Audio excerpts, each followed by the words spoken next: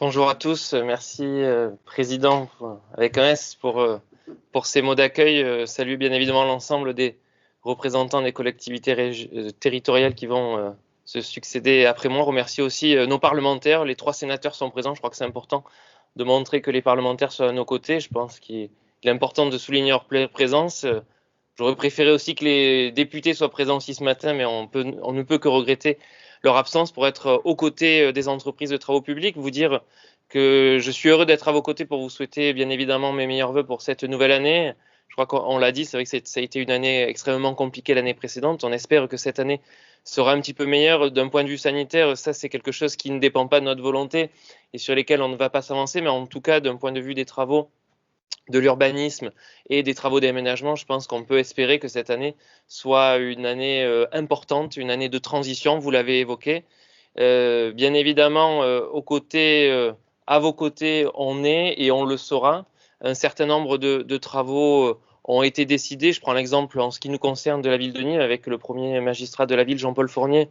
Un plan de relance avait été lancé au mois de juillet dernier de près de 17 millions d'euros qui est au contact direct de l'économie locale par rapport à différents travaux d'aménagement et notamment des travaux de voirie. Vous savez toute l'importance que l'on a au sein de la majorité municipale sur la ville de Nîmes en ce qui concerne les travaux de voirie. Un plan de relance a été effectué et surtout ce qui est important, c'est qu'on a réussi à, on va dire, stabiliser notre niveau d'investissement, qui est un niveau d'investissement extrêmement important, extrêmement ambitieux, de près de 50 millions d'euros par an pour des projets structurants pour le territoire, mais aussi des projets, on va dire, du quotidien. Mais je suis certain que l'ensemble des entreprises, d'un point de vue local, sera associé à ces différentes démarches. En tout cas, ce qui est important de souligner, c'est qu'aujourd'hui, il faut qu'on soit partenaire au sein de cette action publique territoriale, au sein de cette action publique locale, que ce soit les collectivités territoriales et les entreprises du territoire.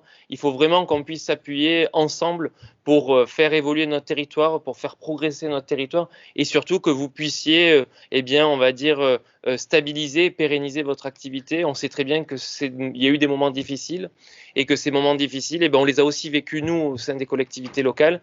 Mais notre objectif, c'est qu'on puisse continuer à avoir un haut niveau d'investissement, avoir un haut niveau de travaux. Je prends l'exemple de la ville de Nîmes en ce qui nous concerne.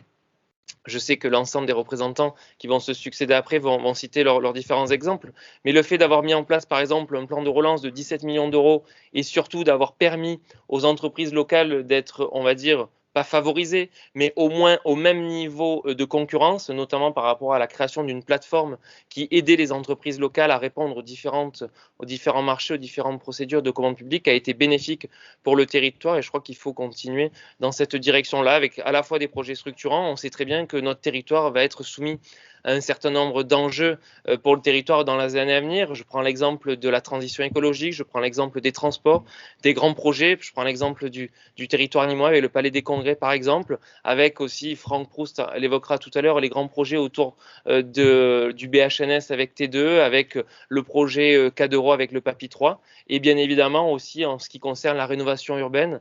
Laurent Burgois a suivi pendant de nombreuses années ce dossier sur le territoire nîmois. Et aujourd'hui, on est dans la phase finale de signature d'une convention et surtout qui va amener un certain nombre d'années de travaux, des projets très importants, près de 500 millions d'euros sur le territoire nîmois vont être consacrés. Et je suis certain que les entreprises qui nous écoutent ce matin seront au rendez-vous. Et en tout cas, sachez qu'on compte sur vous. On est à vos côtés et on le sera encore. Je vous remercie.